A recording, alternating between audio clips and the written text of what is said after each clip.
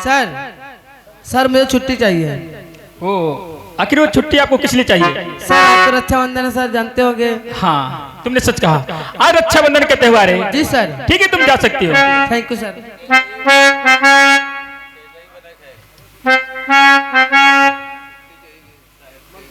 तुम्हारी याद आती है हमारे गांव की लड़की। क्या बात है अवघनाथ, आज तो बहुत खुश नजर आ रहे हो, आखिर बात क्या है? आज भैसा बंधन का त्योहार है। रक्षाबंधन का त्योहार है। हाँ जैबे अब अपने बहन से हाथ में हाथी बंधो अपनी बहन से हाथों में राखी बनाने की। हाँ तो ऐसा बोला करो यार। तो हमका छुट्टी दे दियो। ओ कितने दिन की छुट्टी चाहिए? अरे कम से कम 2-3 महीने दे दियो। ये 2-3 महीने की छुट्टी क्या करोगे? हमारे अतनी बहन है ना। कितनी बहन है तुम्हारे? हमारे बहन है 113 और भाई? भाई है 145। अवघनाथ तब तो आप बहुत खुश नसीब हो काहे? जो आपके पास इतना लंबा परिवार है। मुझे देखते हो, हमारी बहन थी जिसका नाम मधु था, लेकिन वो कार एक्सीडेंट में मारी गई। तुम दीदी बारे में उल्टा से सोची हो तब तुम्हारे लिए ठीक ना हो। क्यों? फालतू दिमाग ना खराब करो। दीदी विषय में है उल्टा से कब सोचो ना, हम सोच के बता रहे हैं।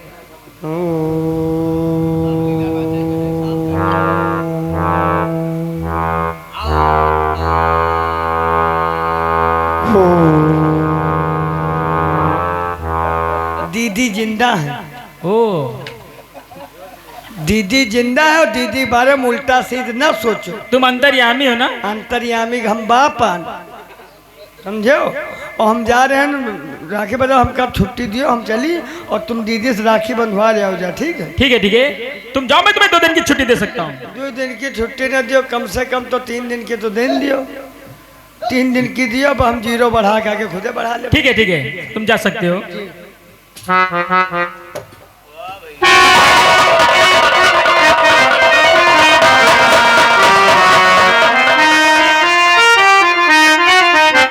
लगता है क्या मेरा भाई कृष्णा मेरी इंतजार में बैठा है कि कब हमारी बहन आए और मेरे हाथों में राखी बांधे। भैया जी मैं आई हूँ आज तुम्हारे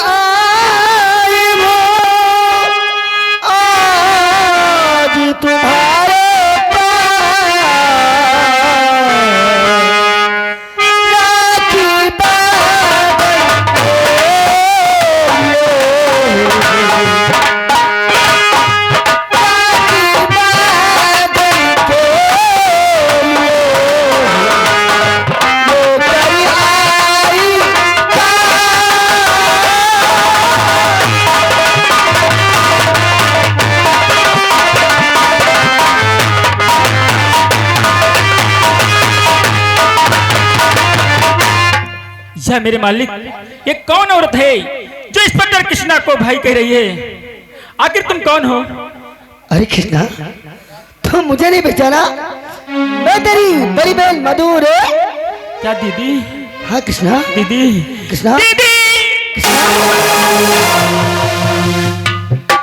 लेकिन दीदी आपको तो बतलाया गया था कि आप और रवि भैया और भांजा संजू कार एक्सीडेंट में खत्म हो गए। जरूर मेरे पति की चाल है, लेकिन अगर मैंने इसे सच्चाई बता दिया तो हो सकता है मेरे सुहाग को गिरफ्तार भी कर सकता है। हाँ कृष्णा तुमने ठीक सुना था, मैं और मेरा बेटा संजू बड़े भैया रवि तीनों तीर्थ यात्रा के लिए जा रहे थे।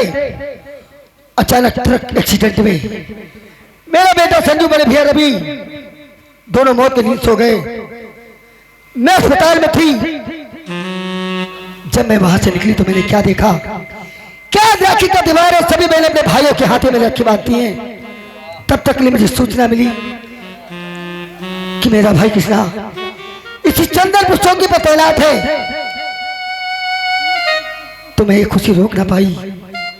मैं सीधा तेरे पास चली आई मेरे भाई। दीदी, आज के बाद मैं भगवान से कुछ नहीं मांगूंगा, क्योंकि भगवान ने हमारी सारी खुशियां वापस लौटा दिया। ए दीदी, कृष्णा, तुम मुझे राखी बांधना चाहती हो ना? हाँ मेरे भाई। लो, मेरे हाथों में राखी बांधो दीदी।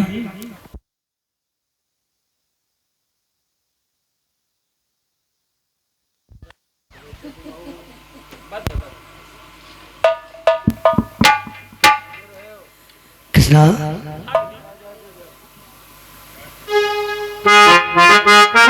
भैया मेरे राखी के बंधन को निभाना,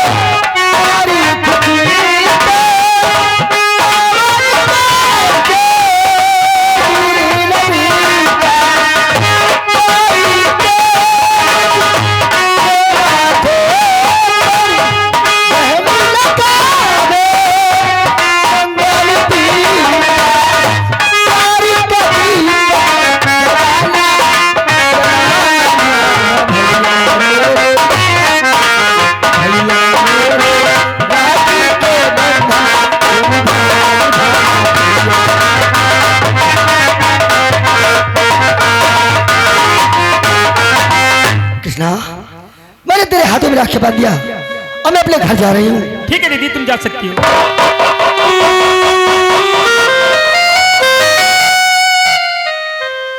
कृष्णा, मैं तो गुस्से में हर बात भूली जाती हूँ। तूने तो मुझे बताया नहीं कि पहले तो किस थाने में तैनात था और कब ट्रांसफर हुआ तो तू चंदनपुर चौकी को आ गया।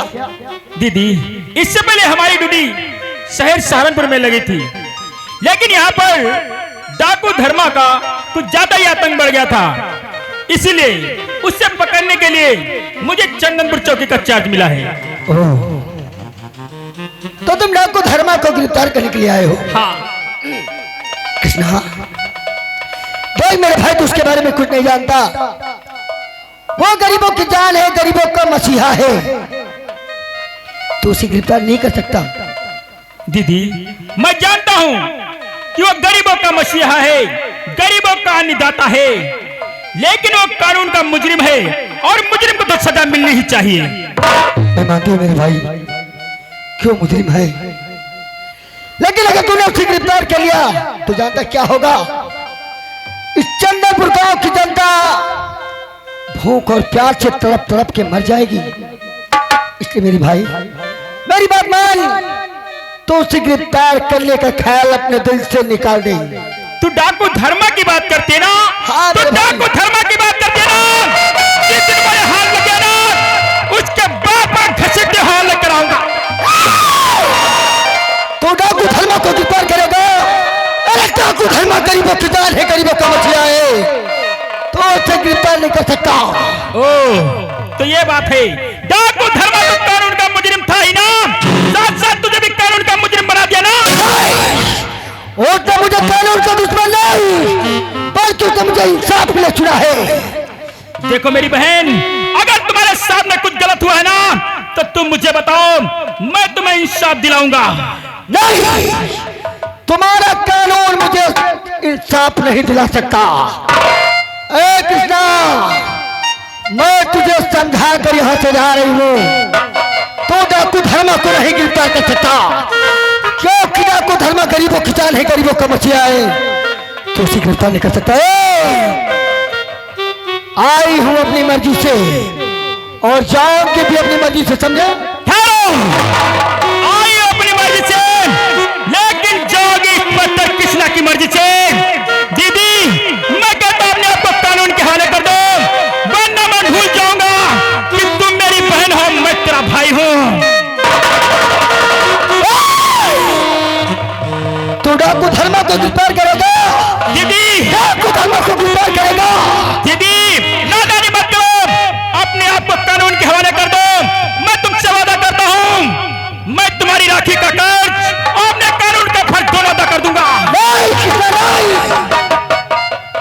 कृष्णा, तुम मुझसे कहते कि मैं अपने आप को कानून के हवाले कर दूं, ऐसा हरगिज़ नहीं होगा। ए कृष्णा, तो सबसे पहले मुझे गिरफ्तार करना चाहता था ना, लेकिन मैं ऐसा होने नहीं दूंगी। मैं यहाँ से जा रही हूँ। अगर तुमने जरा सी होशियारी दिखाई तो मैं भूल जाऊंगी कि तू मेरा भाई है और मैं तेरी बहन। होशियारी ले दिखाना। चल अपना मुखड़ा दो जवाब।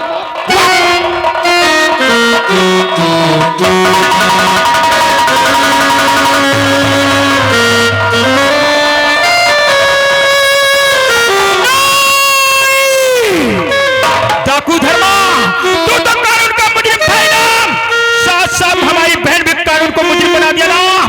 चल मैं तेरे पास चलूं डाकू धर्मा।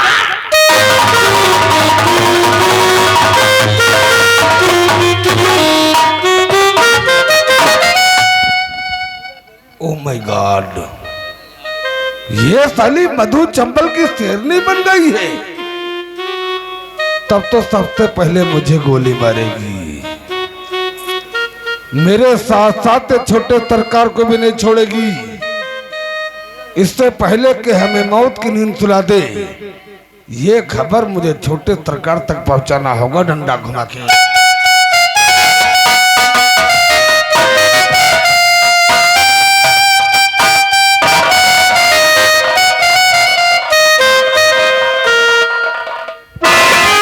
इंस्पेक्टर बाबू बहुत घबराए हुए नजर आ रहे हो।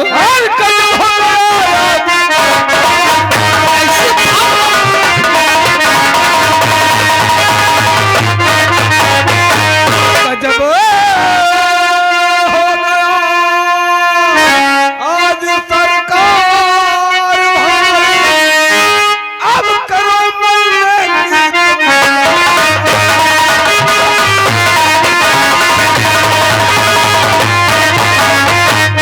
कहो क्या कसम हो गया सर पे